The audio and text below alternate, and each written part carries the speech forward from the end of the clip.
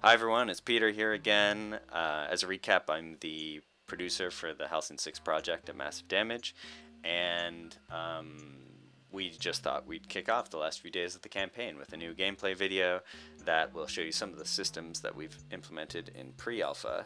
Specifically, I want to show you how the star map and the fleet management system works, along with the event system. So you'll see how that sort of influences the kind of decision making you'll encounter in the game. So this screen here is actually the outer base screen. What that really just means is it's a sector location screen where the Halcyon 6 base is located. I've also got a fleet here that just sort of took a beating from a combat that I just had. But if you zoom out, it brings you to the star map screen.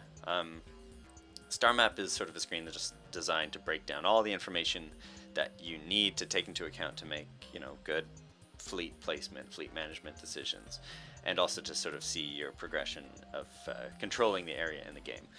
So the star map is broken down into hexes. Each hex constitutes a sector, and there's sort of entryways into that sector and out.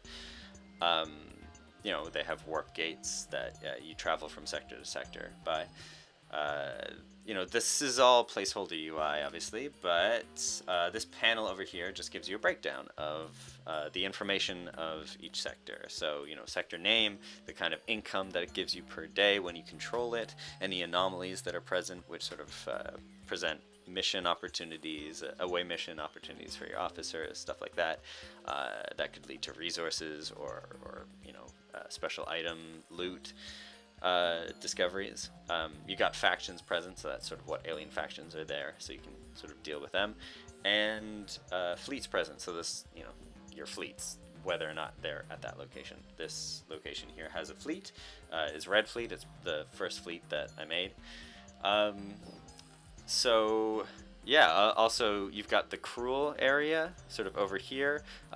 It's pretty early in the game, so the Cruel haven't really spread that much, but it's sort of the doom creep of the game. Like, eventually it will just sort of envelop your whole area and start taking your sectors, and will eventually invade your sort of home sector. Now, you can see over here that there's actually a Cruel fleet present, and they're going to try to take over this area if I don't deal with them. So, it's a pretty early in the game, so I kind of want to make sure that doesn't happen to keep this location open for so that I can control it and take resources from it. So I'm going to have a look at the fleet at this location. So yeah, my main fleet is fully recovered. It's sort of full 100% hull for all my ships. I've got an officer there. It's sort of ready to go. It's a pretty I'm pretty confident in its strengths, so I'm going to send him over to the Hayek sector. So confirm. So now I'm pretty happy with all the placement of my fleets and officers, so I'm just going to sort of skip time, which greatly multiplies the speed of the game, so that you're just waiting around for something to happen. So he's almost there, and he's there. Okay, so that sent us right into an event. Let's see. So yeah, the Cruel is here. They've actually ambushed a collective merchant fleet. The collective are the sort of cyborg faction that you deal with from time to time. Now, I'm pretty confident that I'm going to be able to deal with these guys. So I'm going to go ahead and engage them, which is sort of gives me a diplomacy bonus with the collective. Alternately, I could just hold back and wait and let the collective sort of like bash away, the collective fleet bash away at the Cruel fleet, and then maybe do a bit of damage to the Cruel fleet, and then they'll be a little bit easier to wipe out. Or I could retreat, but I'm pretty confident that I can take these guys, and I could probably use the diplomacy bonus. So I'm just gonna go ahead and do it. So yeah, the red fleet intercepts the Cruel, and this brings us into combat. So let's see. It's all ready to go. And now I just need to sort of deal with these guys. Okay, so actually going to take out their weapons. Hopefully this doesn't take too long, and hopefully I don't take too much damage with this.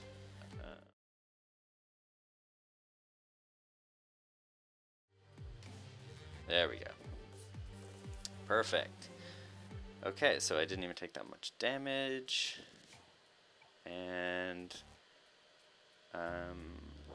great. Okay, yeah, so now the another event sort of is triggered from that successful combat, and the collective merchant fleet is very happy with me. So in addition to the diplomacy bonus that I already got from just sort of trying to save them, now they're also offering me some rewards. I could demand more rewards, or I could be like a total sociopath and just sort of attack them to try to take, you know, their whole, all of their stores. But I'm just going to be a nice guy, and I'm just going to say thank you, take the resources, take the diplomacy bonus, and just sort of let that be.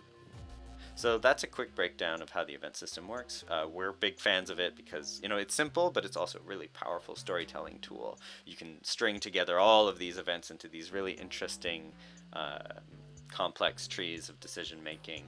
So, and that can sort of create a compelling long-form story with, you know, interesting combat opportunities sprinkled inside them. So yeah, we're really excited about that. We're really excited about getting that implemented and perfected.